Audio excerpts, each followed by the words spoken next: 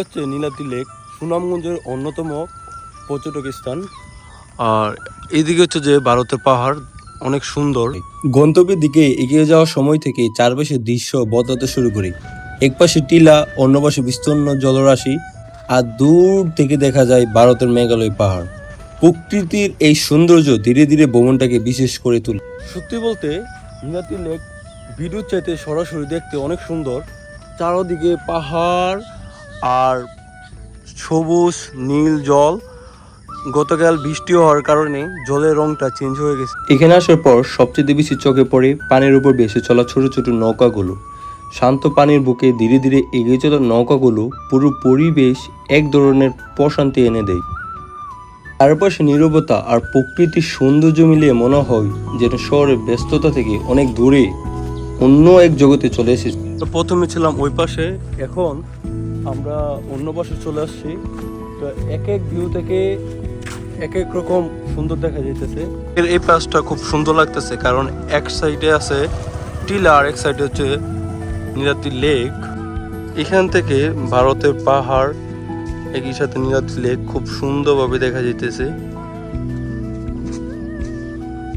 প্রতিদিন দেশের বিভিন্ন প্রান্ত থেকে অসংখ্য মানুষ এখানে ঘুরতে আসে। কেউ আসে বন্ধুদের সাথে, কেউ পরিবারের সাথে, আবার কেউ আসে শুধু প্রকৃতির মাঝে কিছুটা শান্ত সময় কাটানোর জন্য।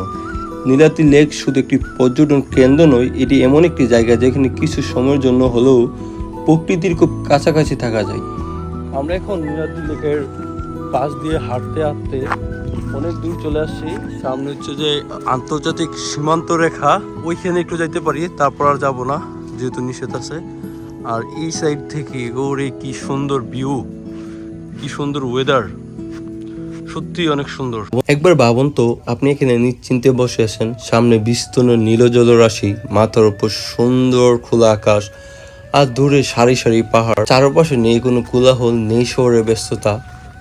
এমন একটি সুন্দর মুহূর্ত, মনে হবে সময় একটু দৃঢ় হয়ে গিয়েছে। সব দুশ্চিন্তার ক্লান্তি দূরে সরে গিয়েছে, মন ভরে উঠবে এক অন্যরকম প্রশান্তিতে। প্রকৃতির এত সুন্দর একটি দৃশ্যের সামনে বসে থাকলে সত্যি বারবার মনে হবে এমন জায়গায় আরো কিছুটা সময় কাটিয়ে দেওয়া যেত। কত সুন্দর ভিউ, কত সুন্দর আকাশ, পাহাড় আর মিলে নীলাদ্রি লেক, সত্যি অসাধারণ।